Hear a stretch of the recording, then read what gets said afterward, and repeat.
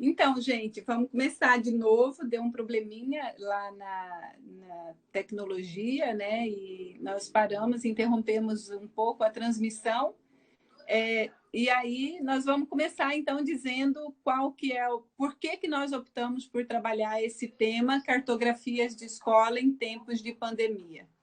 Então, nós pensamos em trabalhar esse tema com o objetivo de potencializar a escola enquanto espaço-tempo indispensável à democratização de saberes. Sim, democratização de saberes. Que saberes são esses, né? Não se trata de um saber único, verdadeiro, ideal, inexorável.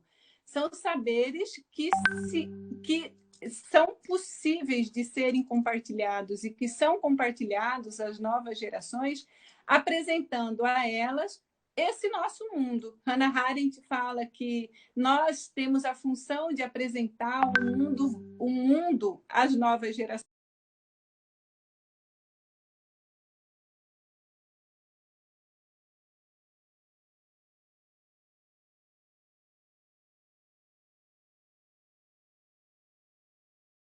Como nós sabemos, assim como a escola tem sua origem na Grécia, e uma, tanto quanto a outra, ao longo da história, vem sendo debatida, criticada. No entanto, as duas, a democracia e a história e a escola, resistem. Mas elas resistem por quê? Porque ainda não encontramos uma maneira melhor de exercitar o poder, e aqui no Brasil há que se dizer isso com todas as forças, né? Pela democracia que nós, exercitando a democracia, que nós vamos alcançar nossos ideais de sociedade. Bom, então, ainda não encontramos uma maneira melhor de exercitar o poder e ainda não encontramos uma maneira melhor de profanar saberes, de democratizá-los, que não pela escola. Antes de se inventar a tecnologia da escrita, nós sabemos, não existiam analfabetos. Antes de inventarem o telefone, não existiam pessoas sem telefones. Antes de inventarem a internet, não existiam pessoas sem internet. Após a invenção dessas tecnologias, é que passam a existir os excluídos, né? Então, entre os séculos XIV e XV, inventou-se a escola aos moldes como nós a entendemos hoje. Comênios, lá no século XVII, aprimorou com sua didática magna esse dispositivo ou essa maquinaria criada, constituída para produzir sujeitos de determinado tipo. De lá para cá, muitos foram os excluídos dessa instituição, que tem por função a democratização de saberes, nós sabemos. Aqui no Brasil, e esses dias que eu estava pensando nessa live, me veio com muita força esses dois livrozinhos aqui, que eu estudei na época do doutorado, né? São livros do Anísio Teixeira. Então, esses dias eu pensei muito nos pioneiros da educação, sabe? Aqui no Brasil, os pioneiros da educação travaram uma grande batalha para garantir a democratização da escola. Pensando no tema desta live, nos últimos acontecimentos e recomendações do Conselho Nacional de Educação, lembrei-me muito do Anísio Teixeira.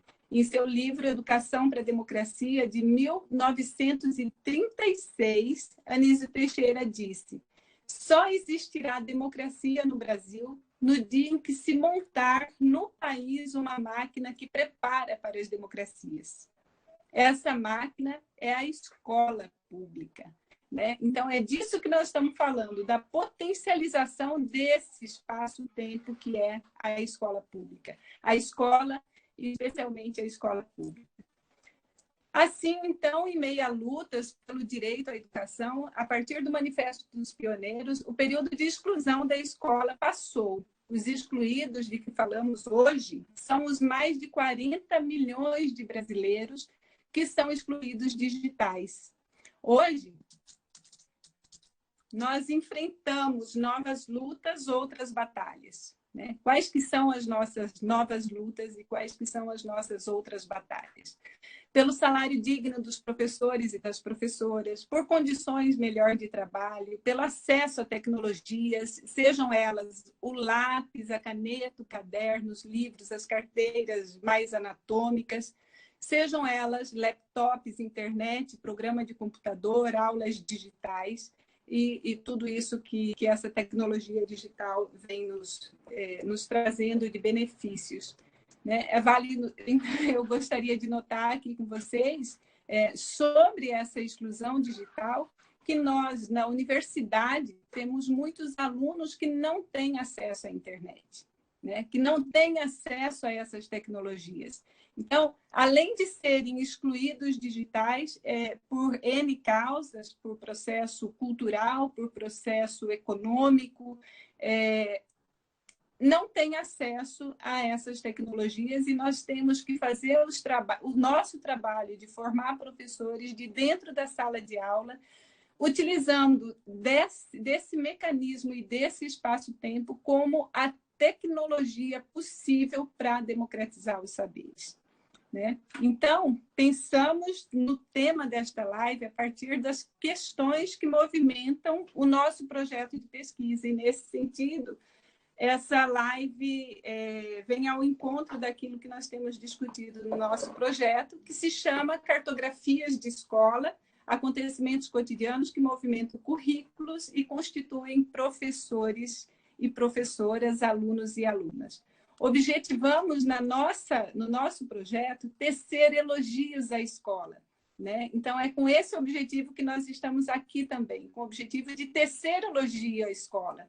Esse projeto e a nossa live conversa sobre esse espaço-tempo, né? Que é um espaço-tempo, já disse, lá dos gregos, que foi aprimorado aos nossos moldes no século XVI, XV, XVI, XVII. Esse espaço-tempo tão velho, tão cansado, tão descuidado, sobre essa instituição tão criticada, depredada, castigada, desatendida, como nos ensina Walter Quann, desatendida, como nos ensina Walter Quann, lá na introdução que ele faz ao livro do Machulin e do Simons, que se chama Em Defesa da Escola, uma questão pública, né? Mas que sem esse espaço, nós não estaríamos aqui conversando sobre ela nesta live, né? Quem aí de vocês que estão assistindo, ou quem de nós, né, que estamos aqui, não passou pela escola? Quem de nós, professores, alunos, pais, gestores, não fez críticas e questionamentos à escola? Quem de nós não quis ser mais professores do que os professores dos nossos filhos, né?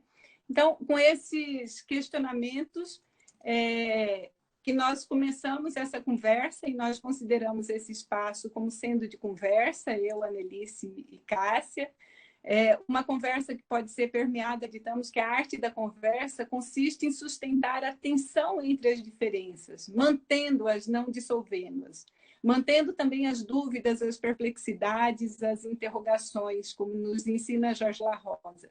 Então, nós queremos abrir esse espaço-tempo para conversar com você sobre o que é a escola, né? Não só agora, mas depois que essa live terminar também, na intenção não de trazer nenhuma verdade sobre a escola, né? Até porque nós não temos.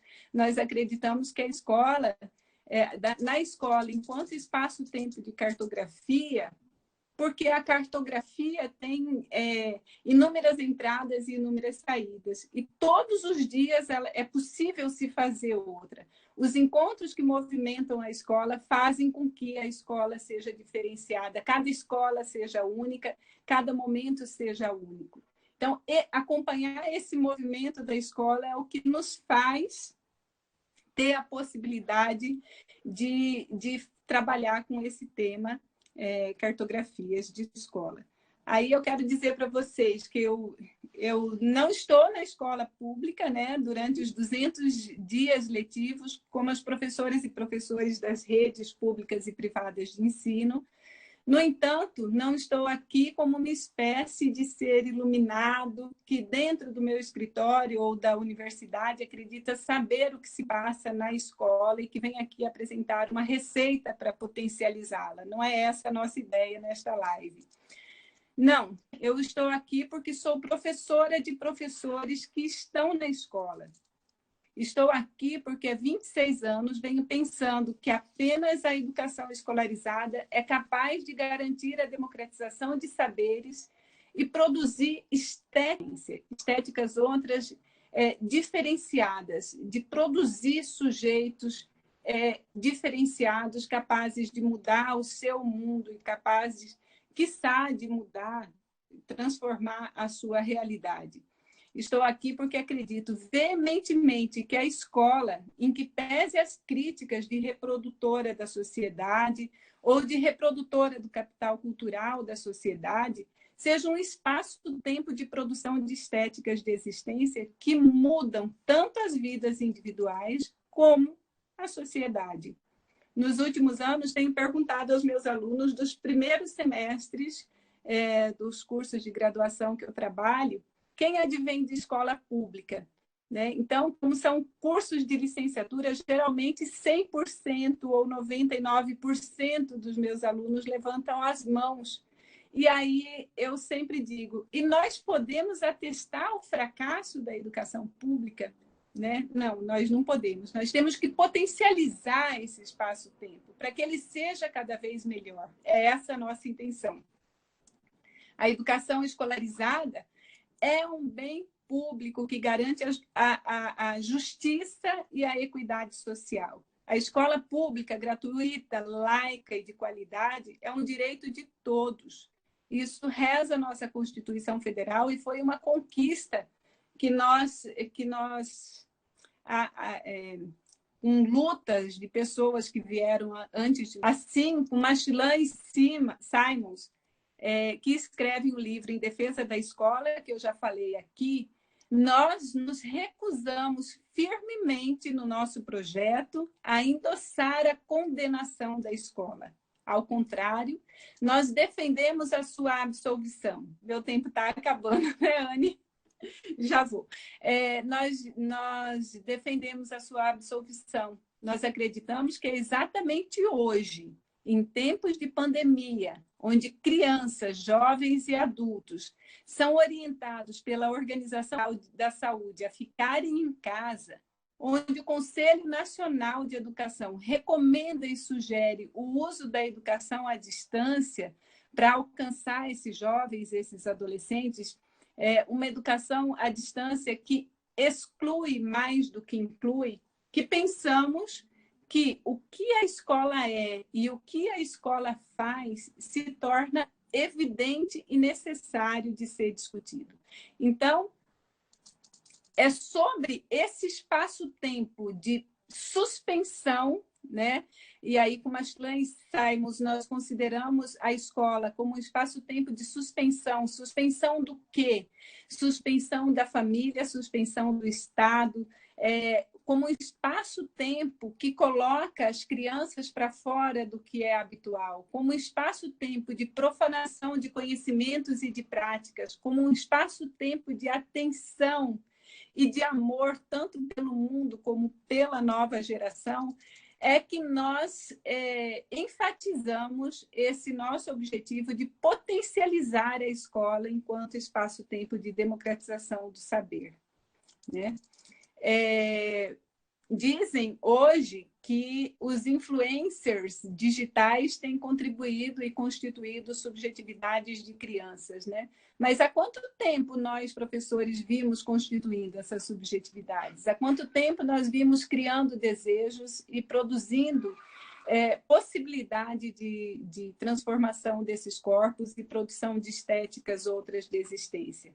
Então, quero potencializar aqui a ideia de quem são esses professores, quem somos nós que, ora, devemos disciplinar e seguir programas, ora, devemos ser interdisciplinares, transdisciplinares, acompanhar a realidade dos alunos, né? Ora, temos que trabalhar um mês exaustivo, muitas vezes em 3 turnos, e deixar nossas famílias para que no final do mês ganhemos salários que não nos garantam uma sobrevivência digna, né? Nós que acompanhamos o calor, o barulho, fazemos o preenchimento constante de formulários, nós que temos que fazer e participar de salas de professores, formações continuadas de professores no final de tarde ou no terceiro turno à noite, ou em manhãs de sábado, em momentos que poderíamos estar com a família, né? Então, nós seguimos resistindo, nós professores. Por quê? Porque nós acreditamos na escola, porque nós temos aquilo que Foutuan chama de topofilia. O que é topofilia? É o elo afetivo da pessoa com o lugar, né? Então, nós, na nossa lida cotidiana, fazemos com que a escola seja esse espaço rizomático, diria Deleuze. Para finalizar, eu vou falar um pouco sobre como eu entendo a escola, e aí já passo para a Annelise continuar conosco, né? A escola como esse espaço-tempo rizomático, ela, embora seja regulada por disciplinas, né, por normativas, pelo pensamento hegemônico, por leis, por códigos, por regras, por diretrizes, embora ela seja regida por técnicas de controle e sujeição de corpos e mentes, independente do meio ou do multimeio que utiliza, essa escola constitui-se em uma cartografia a ser traçada sempre novamente. A cada novo encontro com a escola, a cada nova cartografia constituída, uma nova escola encontramos. A escola, como rizoma, pode ser cartografada em suas múltiplas entradas e múltiplas saídas. A partir de um ponto qualquer, podemos constituir uma nova escola ou uma escola nova, né? Como quiseram nossos pioneiros há muito tempo atrás. Eu vou, então, passar para a Annelise agora, para ela compartilhar conosco como ela tem entendido esse tema, cartografias de escola. E aí peço a vocês que mandem as questões que tem para a gente conversar mais com vocês sobre esse tema. Vai lá, Anne. Tá bom, boa tarde a todos e todas. Agradeço muito a Marisa e ao UNEMAT e também à DUNEMAT pelo convite para participar dessa live, com um problema que muito me interessa, que é cartografias das escolas como um espaço de potência. A escola pública como ainda um espaço de potência, principalmente para ser pensada nesse presente tão intempestivo que nos toca viver, né? Então, agradecer, dizer que meu nome é Annelise Ribeto, sou professora da Faculdade de Formação de Professores da Universidade do Estado do Rio de Janeiro, do Departamento de Educação, dou aula no curso de Pedagogia e no programa de pós-graduação em Educação, Processos Formativos e Desigualdades Sociais, e coordino na instituição um coletivo que se chama Diferenças e Alteridade na Educação. Então, eu queria falar, antes de começar, marcar esse espaço, porque esse é o lugar e o território no qual eu transito e desde onde, vamos dizer assim, todos os dias eu tentamos produzir educação pública no Brasil. A instituição, que é a UERJ, a Faculdade de Formação de Professores, sediada em São Gonçalo, o Departamento de Educação, o curso de Pedagogia e o coletivo Diferenças e Alteridades na Educação. Eu sou argentina, terão percebido pelo meu sotaque, sou formada na Universidade Pública, também na Universidade Nacional de Córdoba, em Psicologia, e moro no Brasil há 18 anos. Então, quero dizer também que essa minha intervenção é possível porque eu faço minhas coisas com outras pessoas. Quero dizer, essa minha fala é uma fala que emerge de um coletivo de forças, de um coletivo formado por professoras da Universidade da UERJ, estudantes da graduação e da pós-graduação, estudantes da escola básica e professores da escola básica, gestores de políticas públicas do campo da educação inclusiva do leste fluminense e famílias e estudantes ditos ou chamados como pessoas com deficiências. Esse coletivo funciona desde 2011 e nele, vamos dizer que ele emerge a partir de 4 movimentos de pensamento que são 3 movimentos que se entrecruzam e, ao mesmo tempo, produzem efeito nas práticas, na universidade e na escola, né?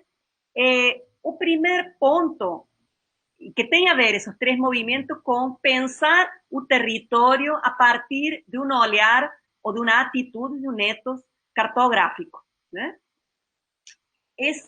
Então, a primeira questão que levantamos no nosso coletivo é que nós entendemos que os saberes e conhecimentos sobre o mundo se produzem de forma rizomática. E vivemos, então, em redes que se conectam e agenciam de forma múltipla e nós contrapomos, então, a defesa da universidade como um espaço único de produção de conhecimento, legítimo, vamos dizer assim. Entendemos que o conhecimento ele se produz em redes, no nosso caso, uma rede múltipla de entradas de conhecimentos da família, de conhecimentos da escola básica, da prática do chão da escola, de conhecimento científico, acadêmico da universidade. Esses saberes se entrecruzam e se produzem tipo de conhecimento outro, que tem a ver com um conhecimento rizomático. E que nos ajuda a entender esse território em disputa que é a educação.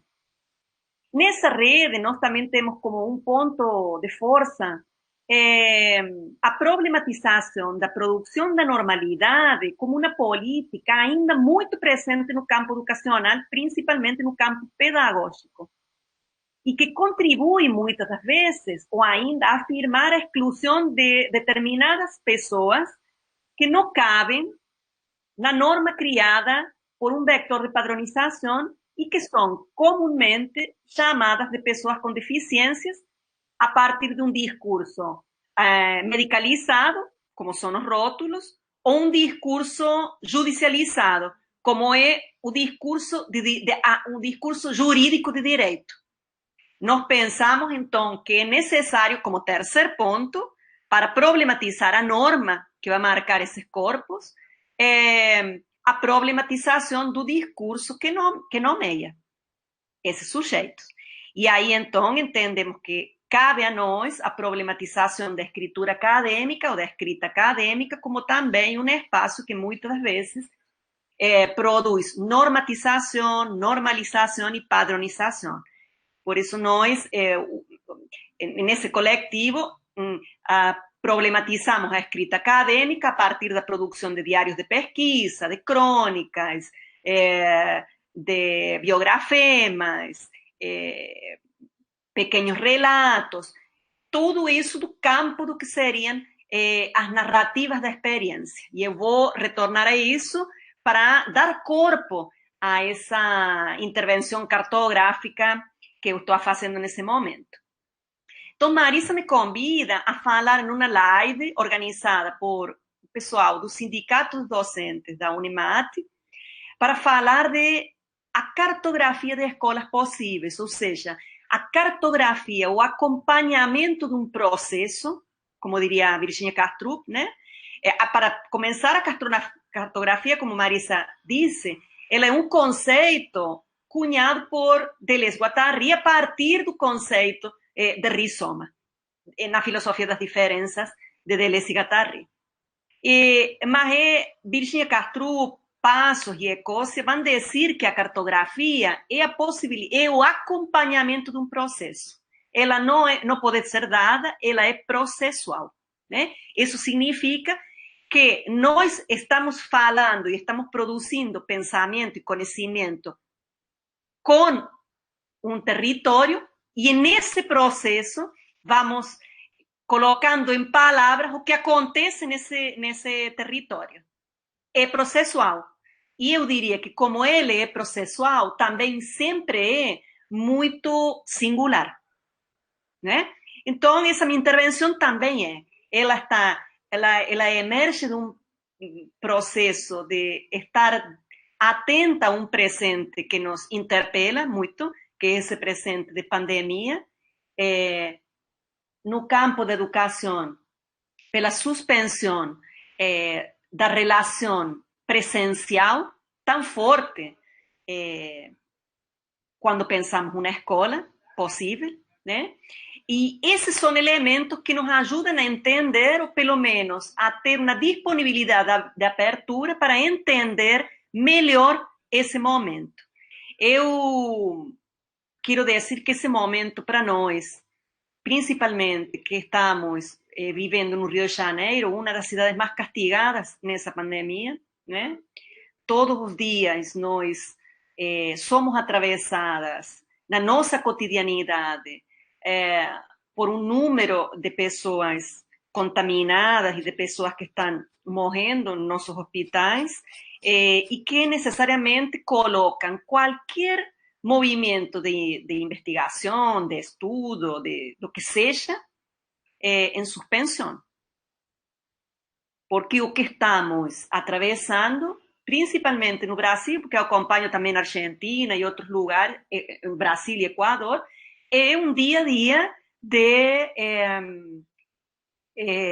acompanhar o sofrimento material de muitas famílias brasileiras, dentre elas nossas próprias famílias, as famílias de professores e as famílias de estudantes, né?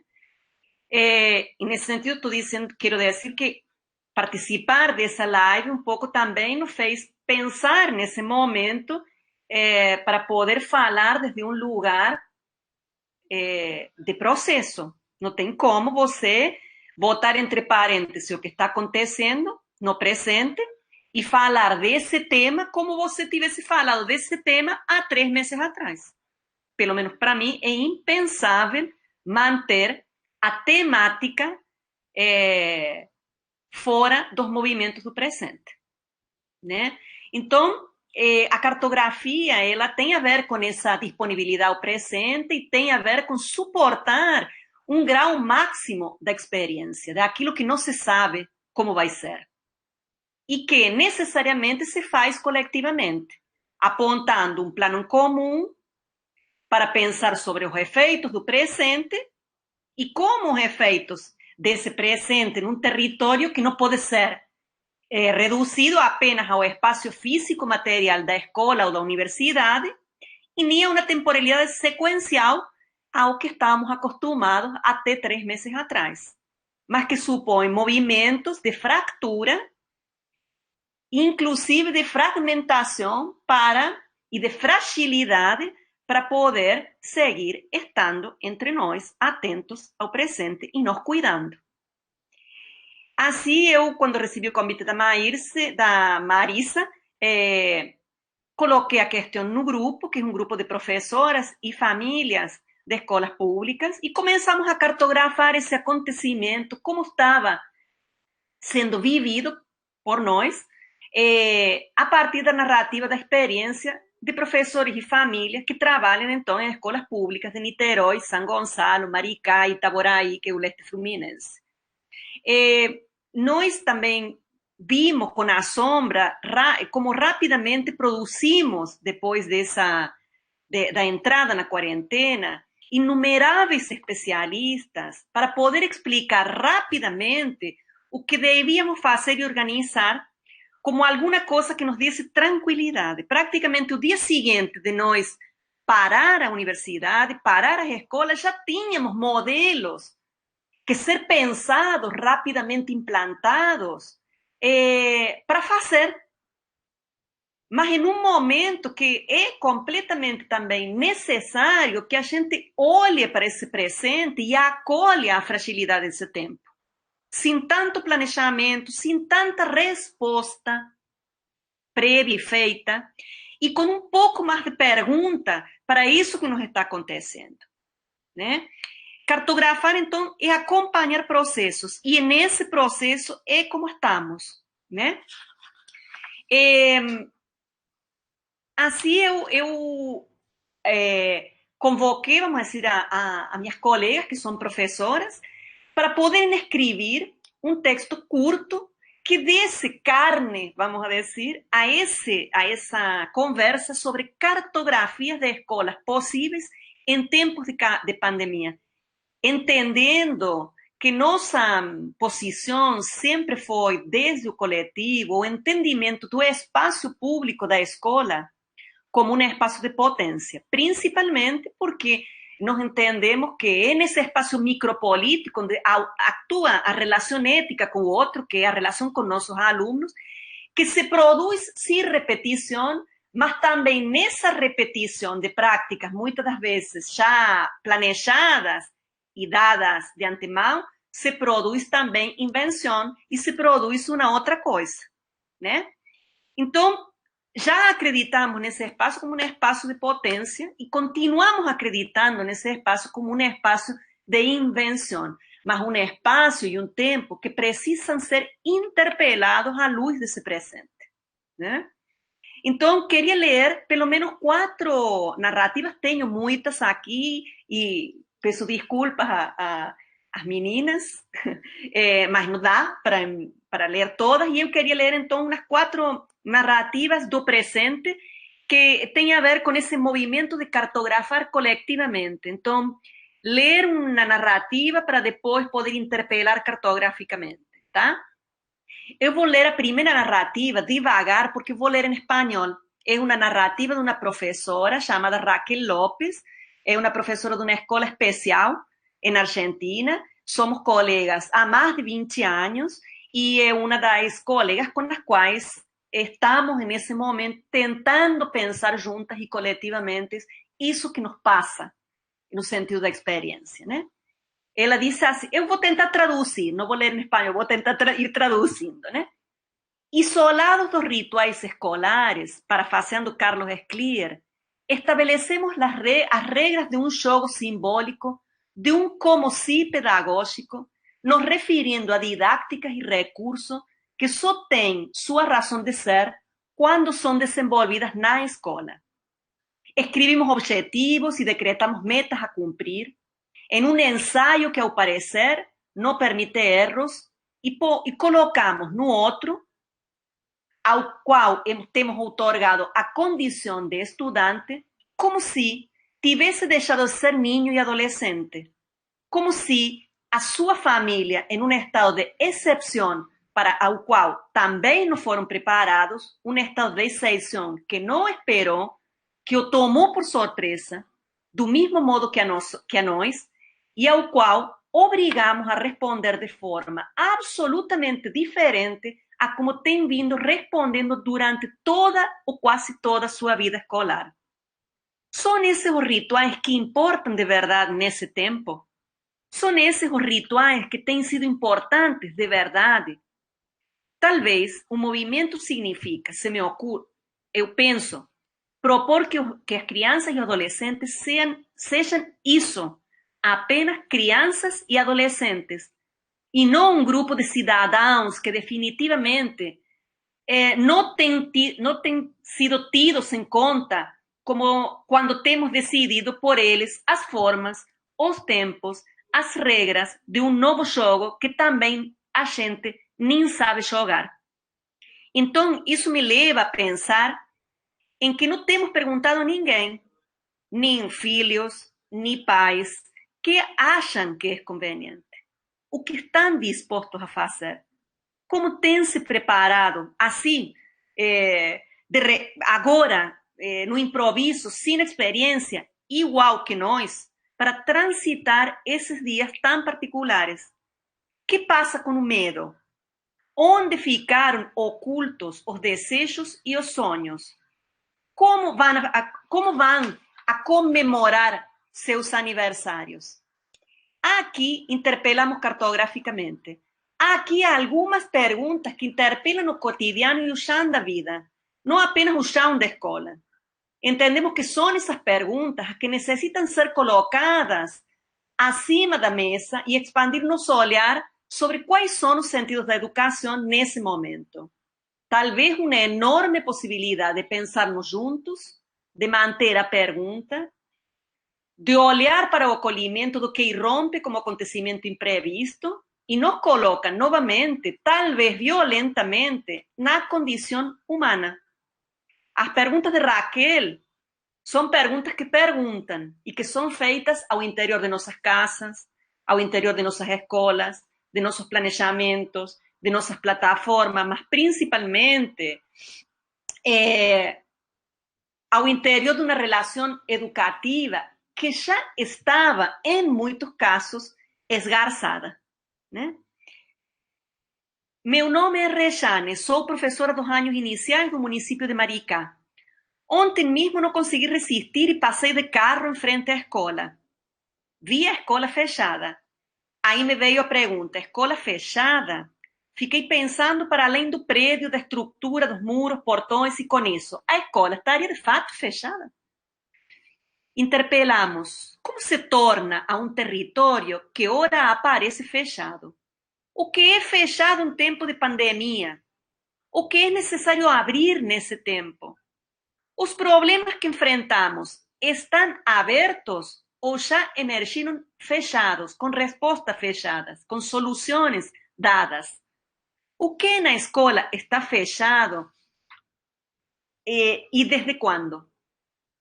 Meu nome é Dayana, sou professora do Instituto Benjamin Constant, uma escola para cegos, no Rio de Janeiro. Às 15h30 nos despedimos, como sempre fazemos, na certeza de nosso reencontro na segunda-feira. Esse foi nosso último dia de aula que antecedeu esta quarentena. A certeza que tinha do reencontro na segunda-feira se transforma na incerteza da previsão de um retorno. Pensamos nas possibilidades de outros encontros, de outros modos, mas chegamos a um consenso que não caberia, se tratando de crianças de educação infantil, de 2, 3 anos, 4 anos, crianças que vêm de outros modos, que são ciegas, crianças que se comunicam de diferentes formas que não a língua brasileira. Precisamos experimentar juntos aquele espaço presencial. Sobre minha mesa ficou o caderno de planejamento, uma caixinha de som, a caneta, borracha e um diário. O planejamento ficou, interpelamos. O planejamento ficou, o som ficou, a caneta ficou, a borracha ficou e um diário. Como acharemos eles de novo? Serão os mesmos? Como terão suportado o abandono? O abandono os tornou outro? O silêncio os marcou? Até onde se singularizaram outros? Até onde a escola se torna outra se caneta, som, planejamento, borracha e diário se revoltam outros? E, finalmente, me chamo Leidiane Macambira, sou professora do curso normal no IEPIC, Colégio da Rede Estadual da Educação do Rio de Janeiro. Entramos em isolamento social em março e desde lá a escola, o edifício físico, está fechada. Quem passa em frente a ela hoje verá um cenário de silêncio vazio. A uma vista superficial, parece que está tudo parado, mas não está. Como atividade alternativa, temos uma plataforma de atividades virtuais, criada emergencialmente pela Secretaria de Educação, para que pudéssemos postar atividades a fim de manter os alunos conectados de alguma forma à escola. No tocante a esse evento, recibo o seguinte relato de um aluno. Estou cuidando sozinho de minha avó, que faz parte do grupo de risco, pois minha mãe, que trabalha na linha de frente no combate ao Covid-19, não pode voltar para casa, por conta do risco de contaminação. Professora, tenho que fazer todas as tarefas que ela fazia antes, e ainda tenho que administrar o tempo que sobra para realizar as inúmeras atividades que chegam através da plataforma do curso pré-vestibular social que comecei a fazer nesse ano. Disse Leidiane, diferentemente do clima vazio e sombrio da escola edifício fechada, a vida desse aluno, bem como a de muitos outros, está cheia, barulhenta e movimentada. De tudo o que nos resta, o primado da escola são os encontros. O que resta no resto? O que resta do encontro? O que se encontra no resto da escola? E para fechar, O que resta no resto da escola, poderíamos pensar com Manuel de Barros, que o que resta talvez seja uma ruína, alguma coisa do jeito de tapera, alguma coisa que sirve como as taperas e as ruínas para abrigar o abandono, como as taperas abrigam. Porque o abandono pode não ser apenas um homem debaixo da ponte, mas pode ser também de um gato no beco ou de uma criança presa num cubículo ou de um estudante tentando administrar o tempo. O abandono pode ser também de uma expressão que tenha entrado para o arcaico ou mesmo de uma palavra que esteja sem ninguém dentro. Só que a escola, pensamos nós, ainda é uma palavra com gente dentro e fora. Que bom, Anne, que bom compartilhar com vocês, que bom ter esse diálogo com uma pessoa tão sensível e com um grupo tão sensível pensando a escola a partir dessas outras possibilidades. Obrigada, Anne. Eu passo então agora a palavra à Cássia. Cássia, vai lá, faz as suas contribuições para nós. E aqui pensando, a vontade que dá é de apagar todo o protocolo aqui do que eu ia falar e ficar conversando com o que vocês falaram. Essa é a verdade, porque me veio a sua fala, Mari, e a fala da Anne, me vieram várias situações que a gente tem se deparado nesse período, né, de alunos que vão nos dando um feedback sobre o que estão vivendo em suas casas e tal. E eu acho que não ter sensibilidade nesse período é de uma desumanidade que eu nem sei se dá para descrever o que seria isso, né? Mas, bem, vamos lá então. Eu vou me apresentar inicialmente, né? Eu sou professora Cássia Filiage. Eu tenho duas formações. Uma é a formação acadêmica, onde eu sou professora de educação física, sou formada em educação física, licenciada. Sou mestre em educação, fui orientanda da professora Maritza, faço parte do grupo de pesquisa dela, Cartografias de Escolas, e do GPEXC, que é o grupo de estudo que nós temos. Não desgrudei por ter essa vontade, essa necessidade de continuar me envolvendo teoricamente e também na prática, que é o que eu faço na educação básica, né? E a minha segunda formação, que eu costumo dizer, que neste momento é importante dizer, porque o meu recorte é sobre essa segunda formação também, então é uma união dos dois, que é a minha formação artística. Eu sou professora de dança, né? Inclusive foi por conta da dança que eu escolhi o curso de educação física.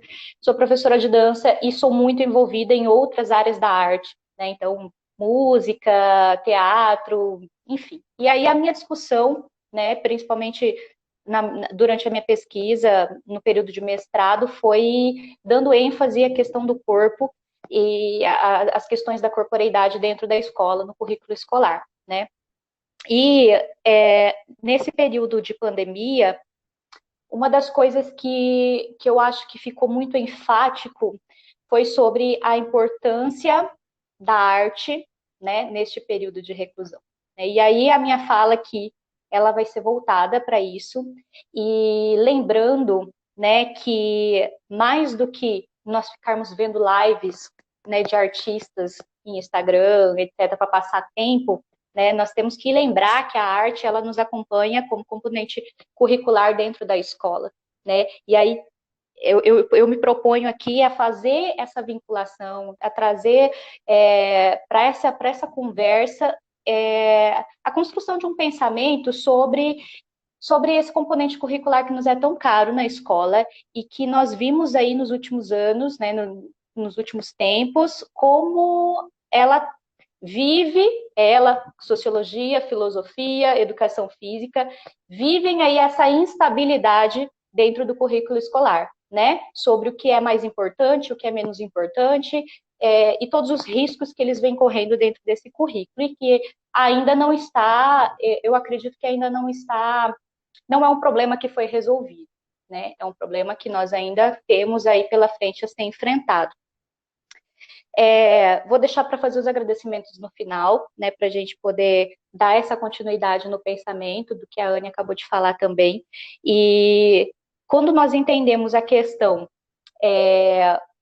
do nosso tema, né, conforme Marita já falou no início, e Anne também ressaltou, que é a questão da cartografia, e aí eu achei muito legal a forma como nós nos organizamos, porque Anne traz um pouco de narrativas, né, de familiares, de alunos, etc, etc. Eu vou trazer um pouco a questão do currículo, que também é um elemento a ser considerado dentro da cartografia, né? E aí, dentro desse currículo, dessa discussão de currículo, eu me proponho a trazer especificamente esses componentes curriculares, que é a arte, a educação física, né? Eu vou me referir durante a minha fala mais à arte, mas eu acredito que tudo que eu falar dá para ser pensado dentro da educação física, dentro da sociologia, dentro da filosofia, que, ressalto, são componentes curriculares que sofrem diariamente a ideia de que não são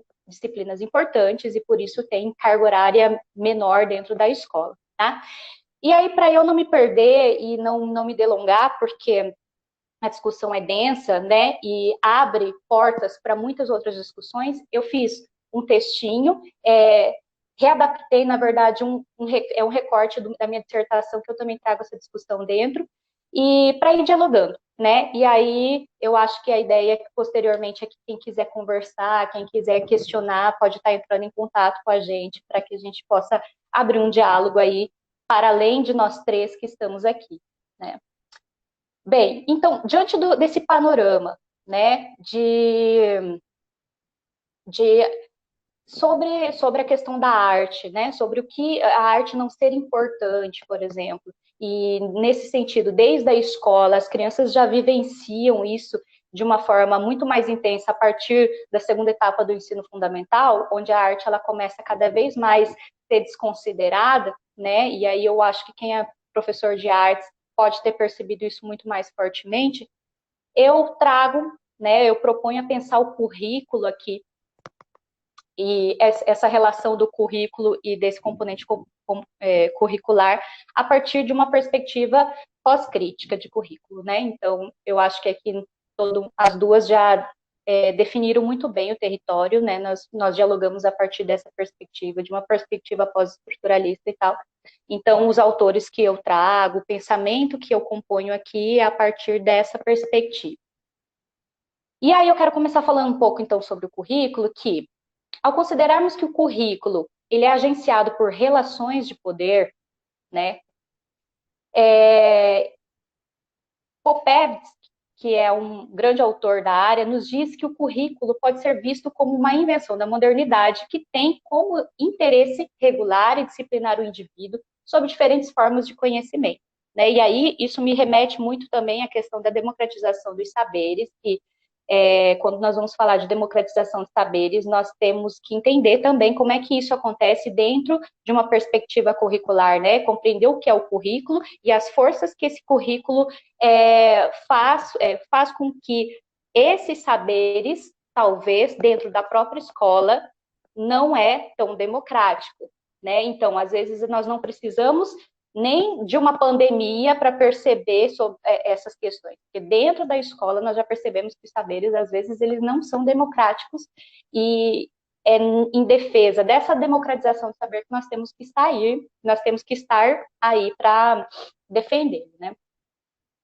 Este pensamento vai ao encontro do que as teorias pós-críticas acreditam, pois considera as relações de poder que se estabelecem na sociedade, as quais garantem determinados conhecimentos no currículo escolar e negam outros. Não é de se admirar, por exemplo, que, dentre as disciplinas do currículo escolar, né, as que trabalham mais efetivamente com o movimento, a expressividade, a subjetividade, sejam consideradas como menos importantes, obtendo assim uma carga horária menor do que as demais, dentre vários outros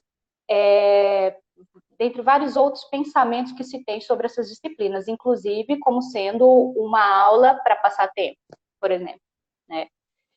Além do mais, é preciso fazer com que essas disciplinas menos importantes sejam justificadas sob o viés da racionalidade. Afinal de contas, quem vai precisar de arte para entrar no mercado de trabalho? Compreender o currículo em sua forma fechada, tabulada, gradeada, engessada, nos mantém reféns de um pensamento tradicionalista de currículo. Um pensamento que diz, assim mesmo, gente, sempre foi assim, né? A sociedade exige isso ou aquilo, não tem como ser diferente. É conformar-se com um modelo de sociedade que cada vez mais nos empurram e nos fazem empurrar a nós mesmos a um futuro desigual, segregador, indiferente e desumano, né? Com talvez sem sensibilidade, está aí o nosso governo atual para reforçar isso. Esse modelo curricular não considera a diferença, as singularidades, as subjetividades. Isso acaba gerando ou alimentando problemas sociais que resvalam para todos os campos sociais, inevitavelmente. As concepções estáticas e essencialistas de cultura e as concepções realistas do conhecimento que compõem o pensamento hegemônico sobre o currículo desconsideram que a cultura e o conhecimento são produzidos como relações sociais, que são, na verdade, relações sociais, como diz Tomás Tadeu da Silva. Nesse sentido, embora a teoria e os documentos orientativos que as escolas recebem sobre a composição curricular da educação reforcem a ideia de articulação entre educação, sociedade e cultura, na prática, nem sempre é isso que nós vemos. A partir dessa construção do pensamento sobre o currículo e seus componentes curriculares que são minimizados na escola, propõe pensarmos tais componentes curriculares, especialmente a arte, como educação menor, né? O que seria essa educação menor? E aí eu vou utilizar o pensamento do Galo, do Silvio Galo, que eu gosto muito e que eu acho que ele é como se fosse um abanador de fogueira, sabe? Que faz a gente entrar em chamas e atiça o fogo dentro da gente. Eu gosto muito do que ele escreve nesse sentido. Então, para Galo, a educação menor é resistência, é revolta, é resistir aos fluxos instituídos e às políticas impostas. É fazer de nossas aulas um espaço de estratégia e militância, uma militância instaurada nos conteúdos, nas metodologias, nos saberes, nas relações, no dentro e fora da escola. Precisamos, então, fazer o exercício de sermos professores militantes. E Galo vai nos dizer que o professor militante é aquele que procura viver a miséria do mundo e procura viver a miséria de seus alunos, seja ela qual miséria for, porque necessariamente miséria não é apenas uma miséria econômica. Temos miséria social, miséria cultural, temos miséria ética, miséria de valores. Mesmo em situações em que os alunos não são nem um pouco miseráveis do ponto de vista econômico, certamente eles experimentam uma série de misérias outras. O professor militante seria aquele que, vivendo com os alunos o nível de miséria que esses alunos vivem, poderia, de dentro desse nível de miséria, de dentro dessas possibilidades, buscar construir coletivamente. Essa é uma fala de Galo. E aí eu dou continuidade. Porém, ser um professor militante se torna difícil quando fomos ensinados durante a nossa graduação que a educação transforma. E eu peço muita atenção sobre essa crítica que eu teço, que não é que eu não acredite que a educação transforme, mas é um pensamento onde a transformação que nós queremos dentro da educação, ela não se dá sob um ponto centralizado. E eu vou falar melhor sobre isso aqui. Ao pisarmos no chão da escola, o discurso salvacionista torna-se incoerente, de difícil alcance. Os professores e as professoras passam a desacreditar de sua própria militância, pois lhes fora ensinada a acreditar tão somente na eficácia de uma educação maior, ou seja, num poder centralizador cujo o poder é maior. É o centro das atenções, o que coloca professores e professoras à mercê de uma única força capaz de transformar determinada realidade, desconsiderando, e aqui é o ponto, as relações de poder que tecem conexões entre nós mesmos, né? Nesse sentido, ainda que o currículo funcione como um dispositivo agenciado por relações de poder, é preciso reconhecermos a existência de um duplo movimento entre o currículo, a cultura, o conhecimento e as demais práticas sociais. Ao mesmo tempo em que o currículo pode se constituir como dispositivo disciplinador, pode também proporcionar um rico espaço de resistência e oposição à cultura dominante. É nesse sentido que se faz necessário pensarmos o currículo e a cultura como lugar, espaço, território, mas também como relação de poder, que é exercido por múltiplos lados em diferentes direções. Currículo é trajetória, e aqui Tadeu vai falar maravilhosamente sobre isso, né? Currículo é trajetória, viagem, percurso, cotidiano. Currículo é texto, discurso, documento de identidade. Já a cultura não deve ser vista como produto acabado e finalizado, pois, como consequência, numa perspectiva tradicionalista, humanista, tecnicista, a cultura só pode ser dada, transmitida e ou recebida como objeto. É preciso pensarmos a cultura como criação, como trabalho, assim como Tomás Tadeu da Silva propõe, compreendermos o currículo e a cultura numa mesma dinâmica. Em vez de seu caráter final, concluído, o que fica ressaltado nessa outra concepção é sua produtividade, sua capacidade de trabalhar os materiais recebidos numa atividade constante. Por um lado, de desmontagem e de desconstrução, e por outro, de remontagem e de reconstrução. Além disso, nessa perspectiva, esse trabalho de produção da cultura se dá num contexto de relações sociais, num contexto de relações de negociação, de conflito e de poder. A arte na educação é entendida, conduzida e desenvolvida a partir de discursos que são considerados como aceitáveis, verdadeiros, melhores, ideais, o que consequentemente garante formas hegemônicas, de concebê-las nos espaços e tempos da escola. Enquanto alguns discursos são qualificados como verdadeiros, outros são relegados ao falso, ilusório e duvidoso, instaurando assim uma ordem que determina o que é verdadeiro e falso.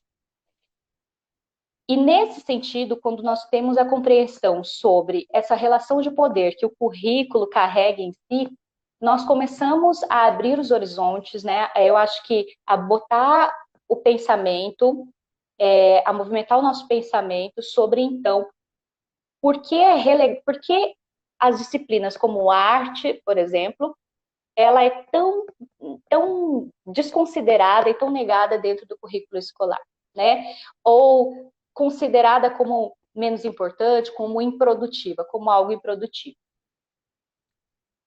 E aí, dando um pulo do gato aqui, eu não sei como é que está meu tempo, nós então entramos justamente nessa discussão, onde a Pavan e a TEDESC, elas fazem uma pesquisa considerando como é que se dá a escolha do profissional por determinado curso, né? A escolha de um curso que seja de licenciatura, como é que as pessoas buscam escolher esse curso de licenciatura, né? Quais seriam as características, os motivos, as forças que os levam a escolher determinados cursos de licenciatura e não outros. Então, elas vão dizer o seguinte. Perdão, gente, pulei a parte aqui. Na verdade, não é a Pavan e a TEDESC ainda. Eu ainda vou dar continuidade àquela outra fala. A arte na educação é entendida, conduzida e desenvolvida a partir de discursos que são considerados como... essa parte eu já falei. Então, aqui. TEDESC e Pavan afirmam nesse sentido que o discurso não é neutro e não produz algo que está constituído. Pelo contrário, é um campo estratégico de enfrentamento, controle e poder, espaço de articulação de forças que qualifica e desqualifica os saberes. Em meio a essas relações entre discurso e poder, a arte acaba ocupando territórios um tanto confusos, pois, como sabemos, o currículo escolar é dotado de saberes considerados obrigatórios, devido não somente a um documento que garante essa obrigatoriedade, mas às relações de poder que imprimem sobre as políticas curriculares saberes tidos como ideais às necessidades de um determinado modelo de sociedade. A arte não faz parte do rol de saberes obrigatórios, porém, ela vem ganhando espaço enquanto componente curricular a muito custo e vem garantindo a posição de obrigatória. Devemos considerar que, embora a arte esteja obrigatória no currículo, ela carrega a sina de se fazer ser compreendida como essencial para a humanidade. Diferente das demais, que já possuem o status de superimportantes, a arte, assim como a educação física, a filosofia e a sociologia, é tratada na maioria das vezes como um momento de lazer, ludicidade, descanso, relaxamento, a hora de fazer desenho, a hora de fazer colagem. E é bom salientar que essas concepções de lazer, etc., não estão sob o campo da sociologia, filosofia, psicologia e estudos sobre o lazer, que são muito caros, muito importantes e muitas vezes desconsiderados. Então, quando a gente vai falar sobre o momento de lazer, por exemplo, a gente às vezes acaba criando uma ideia de ser um tempo livre apenas. Mas os estudos do lazer, eles são tão complexos quanto qualquer outro estudo voltado à questão da produtividade, por exemplo. Estão sob o viés, essa visão está sob o viés do ócio, enquanto improdutividade. Destaco enquanto docente de educação física das séries iniciais e o frequente embate vivenciado nas escolas com a situação de que o aluno que não faz tarefa usa o horário da educação física para fazer. Castigo. A coordenação quer tomar tabuada do 6º ano, usa aula de arte. Gente, eu falo isso porque eu passei por isso. Eu já dei aula de artes na escola, já dei aula de educação física. E as minhas disciplinas, elas sempre eram o espaço onde a escola queria utilizar para tomar tabuada ou para castigar o aluno que foi disciplinado dentro da sala de aula, ele não vai fazer educação física. Então, era um embate muito grande que eu tinha na escola em relação a isso. E eu só trouxe aqui para mostrar que, às vezes, a gente acha que está fazendo bem, né? Em outras áreas, por exemplo, eu via professoras defendendo esse tipo de postura, e a gente acha que às vezes a gente vai estar ajudando o aluno, mas esquece que a gente está, na verdade, reforçando a ideia de que determinados saberes são mais importantes que outros. E quando aquele saber ele não é tão importante, né, a gente utiliza aquilo para colocar algo no lugar como se fosse mais importante. Sobre essa questão, Gatti Barreto, e agora sim eu estou no caminho que eu tinha cortado anteriormente, ao desenvolverem o estado da arte sobre os impasses e desafios da formação de professores no Brasil, nos provoca a compreender as forças instituídas nas relações de saber e poder que elegem determinadas disciplinas no currículo escolar como mais importantes. Ao problematizarem os dados obtidos sobre os cursos e matrículas nas instituições de ensino superior, nas disciplinas que compõem o currículo da educação básica, as autoras mencionam português e matemática como as disciplinas que ocupam o topo da tradicional hierarquia dos saberes curriculares, enfatizando que a sua presença nas redes escolares tem sido reforçada, inclusive, pela adoção da avaliação do rendimento escolar dos alunos do ensino fundamental e médio, promovida pelo Sistema Nacional de Avaliação da Educação Básica e, recentemente, pela criação do Índice de Desenvolvimento da Educação Básica, os quais incidem justamente sobre os resultados do rendimento dos alunos em língua portuguesa e matemática. Essa pesquisa elas desenvolveram, foi em 2009, né, relativamente recente, se nós formos considerar a questão temporal de acontecimentos sociais.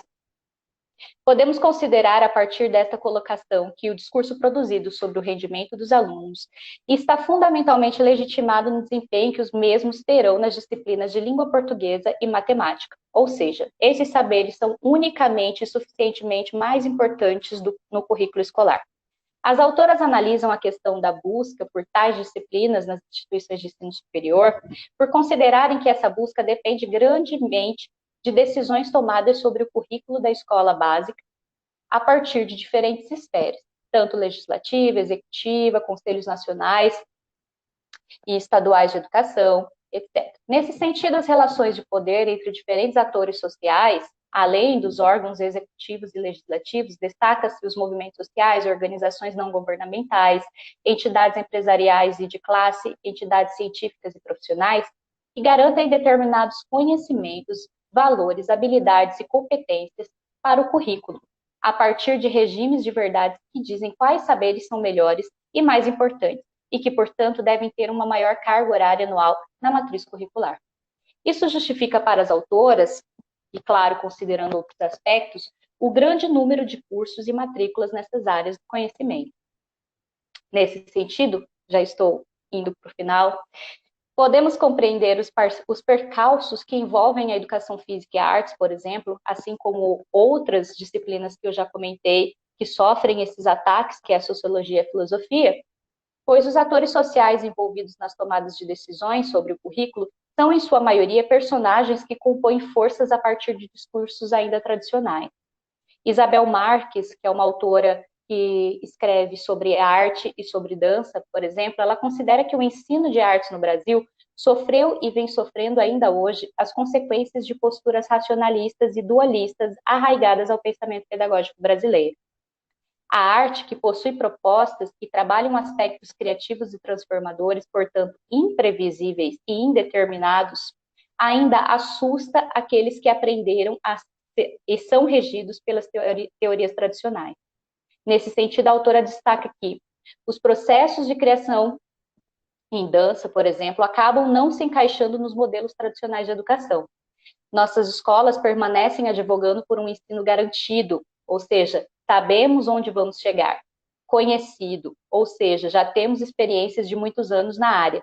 Determinado e pré-planejado, ou seja, não haverá surpresas. Ninguém quer surpresas nas aulas, não é verdade? Ninguém quer surpresas nas lives, porque é muito mais confortável a gente ter a certeza do que vai acontecer e continuar fazendo aquilo que a gente sempre faz, do que a gente se jogar ao caos, se lançar ao caos e enfrentar a imprevisibilidade, né?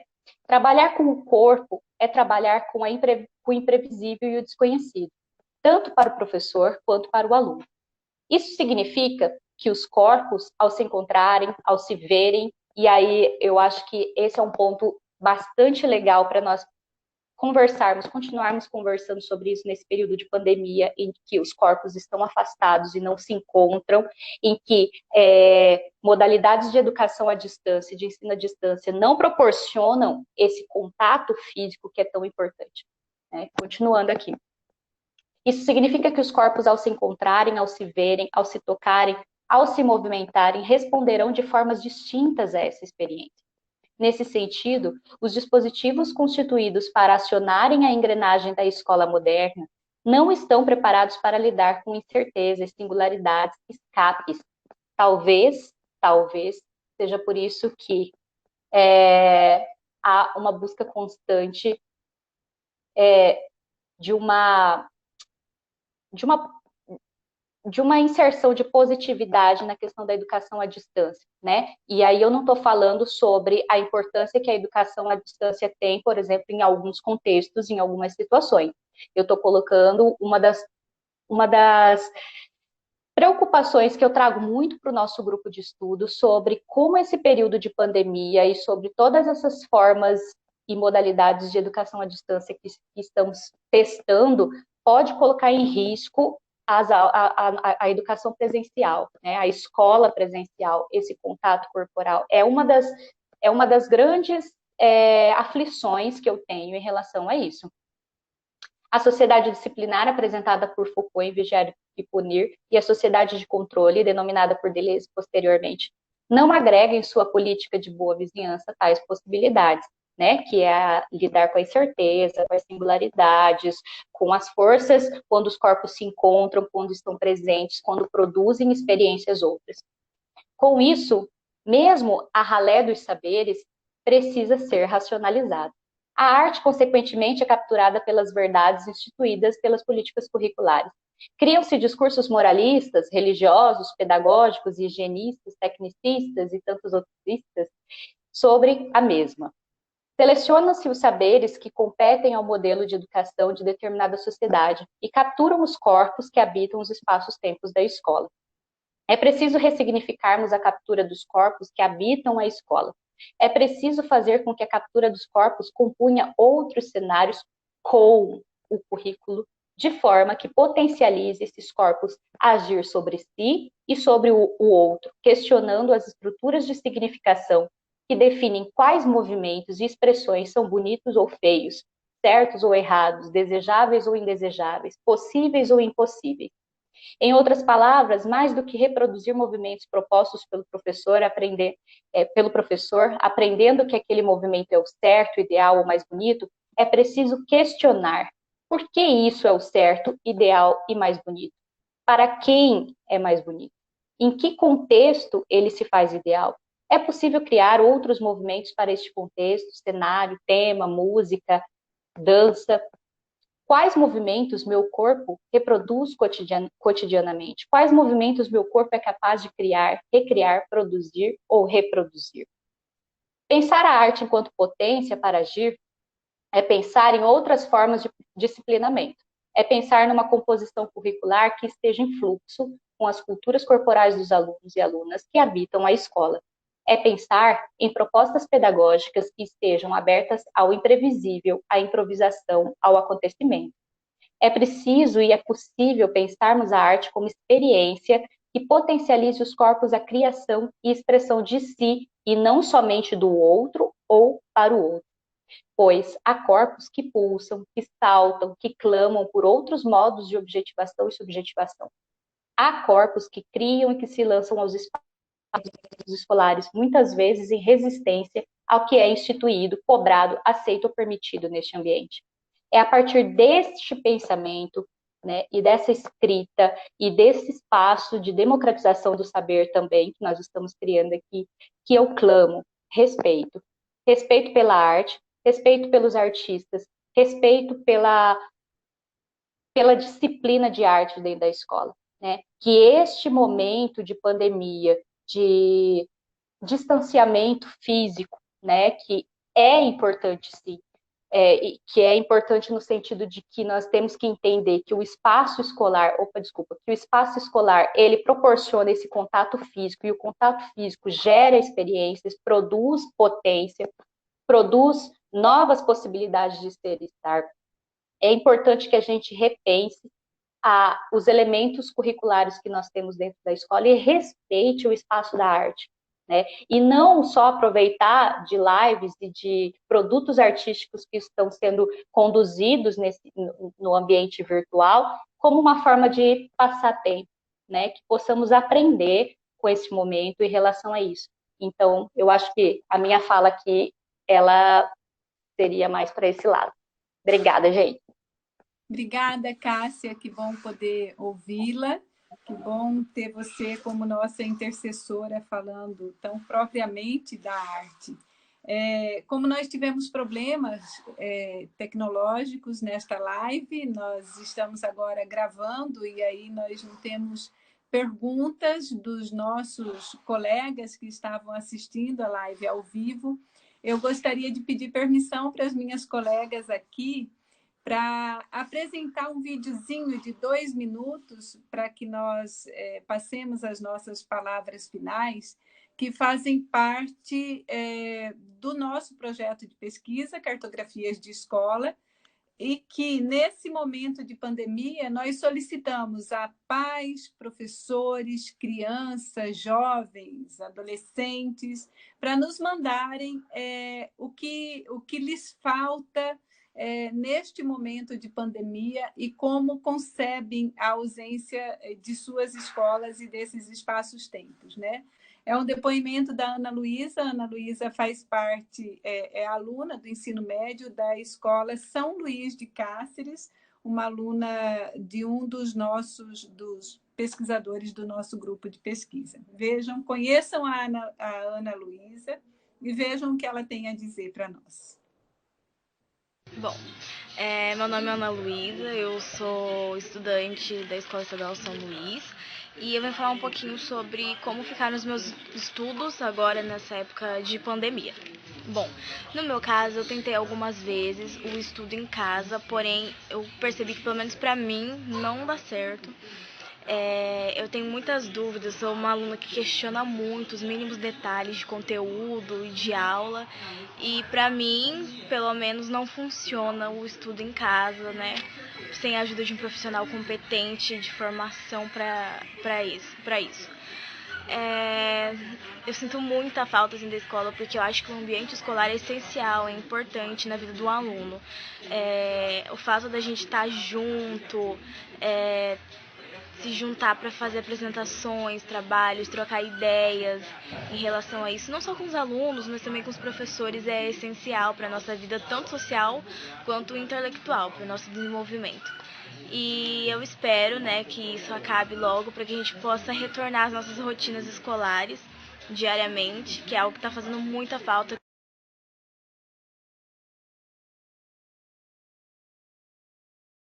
Então, com a potência da fala da Ana Luísa, essa nossa jovem adolescente, com toda a força que ela traz, nós vamos nos despedindo desse momento, dessa conversa. Eu quero agradecer imensamente a Dunemate, que criou esse espaço-tempo virtual, né, com todas as adversidades que fazer uma programação ao vivo traz, mas agradecer a Dunemate, que não está medindo esforços para conseguir compilar esta live e disponibilizar para todos. Quero agradecer a Anne por sua delicadeza e pelo aceite ao convite, por estar aqui conosco. E agradecer a Cássia, que está aqui conosco sempre, mas que é sempre muito bom ouvi-la. Obrigada, Anne, obrigada, Cássia. Eu passo para vocês. Obrigada a você. Obrigada a você. Grande abraço. Obrigada. Tchau.